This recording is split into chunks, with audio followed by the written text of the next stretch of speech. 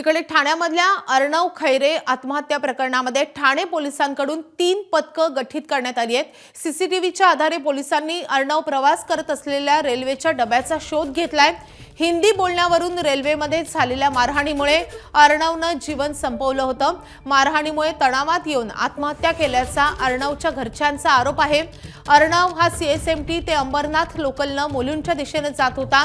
आता अर्णवच्या डब्यात कोण कोण होतं हे सीसीटीव्हीच्या आधारे तपासण्यात येत आहे।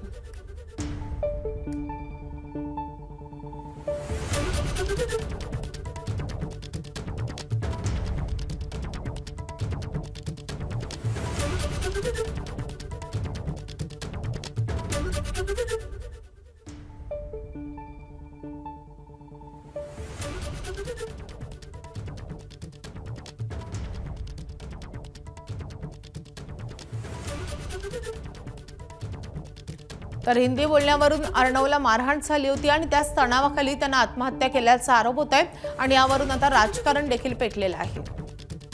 तर लोकलमध्ये हिंदी बोलण्यावरून झालेल्या वादामधून एका मराठी विद्यार्थ्यानं गळफास घेतल्यानंतर आता जोरदार राजकारण रंगलंय। भाजपनं हिंदी मराठी वादाला तोंड फोडणाऱ्या ठाकरे बंधूंना टार्गेट केलंय। काही जण मराठी अमराठी वाद तयार करतायत आणि त्यामुळे एका मुलाला जीव गमवावा लागला असा आरोप मुंबई भाजपचे अध्यक्ष अमित साटम यांनी केलाय। तर याच प्रकरणी बाळासाहेब ठाकरेंच्या स्मृतीस्थळावर भाजपकडून सद्बुद्धी द्या प्रार्थना आंदोलन करण्यात येणार आहे। समाजामध्ये भाषावाद आणि प्रांतवाद शिवसेना आणि मनसेकडून पसरवण्याचा आरोप भाजपकडून करण्यात आलाय। या आंदोलनाला मुंबई भाजप अध्यक्ष अमित साटम आणि काही महत्त्वाचे नेते आज दुपारी 12 वाजता उपस्थित राहतील। यावेळी मनसे शिवसेना कार्यकर्ते आणि भाजपचे पदाधिकारी समोरासमोर येण्याची शक्यता आहे। एका मराठी तरुणाला आपला जीव गमवावा लागला आणि तमाम मराठी जनता आणि मुंबईकर उद्धव ठाकरे आणि राज ठाकरेंना प्रश्न विचारते की तुम्ही आपलं संपलेलं राजकारण पुन्हा एकदा जिवंत करण्याकरता ज्या प्रकारचं विष या समाजामध्ये आपण पसरवताय आणि त्याच्यामुळे आज एका मराठी तरुणाला मराठी युवकाला आपला जीव गमवावा लागला। येणाऱ्या काळामध्ये मराठी माणूस आणि मुंबईकर तुम्हाला कदापि माफ करणार नाही। दरम्यान आदित्य ठाकरे यांनी अमित साटम यांच्या आंदोलनावर थेट उत्तर देणं टाळलंय। मात्र ही जी आत्महत्या झाली आहे यामागे कायदा सुव्यवस्थेचा प्रश्न आहे आणि हा सगळा विषय संवेदनशील आहे असं आदित्य ठाकरेंनी म्हटलंय। मात्र भाजप मराठी आणि अमराठीचा वाद निर्माण करतोय असा आरोप देखील आदित्य ठाकरेंनी केलाय। कायदा सुव्यवस्थेचा पण तेवढाच प्रश्न।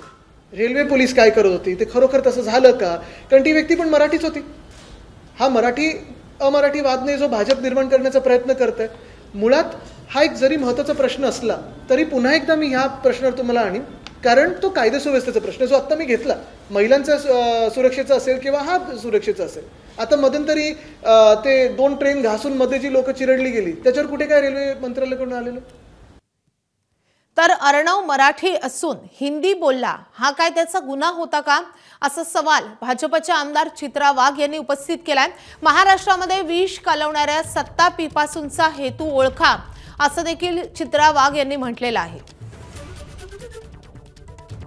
राजकीय नेत्यांनी त्यांच्या लेकरांच्या भविष्यासाठी, त्यांच्या मुलांच्या भविष्यासाठी, त्यांच्या राजकीय अस्तित्वासाठी मुद्दामून हे भाषावादाचं विष लोकांच्या मनात कालवले आणि त्याची पहिली भीषण किंमत काल एका सामान्य मराठी कुटुंबाने मोजली। काय होता अर्णवचा गुन्हा? काय होता?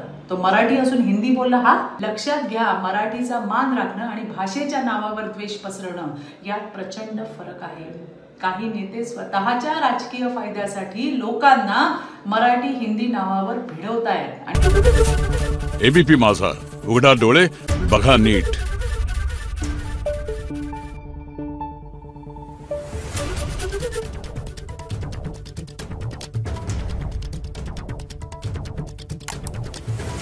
you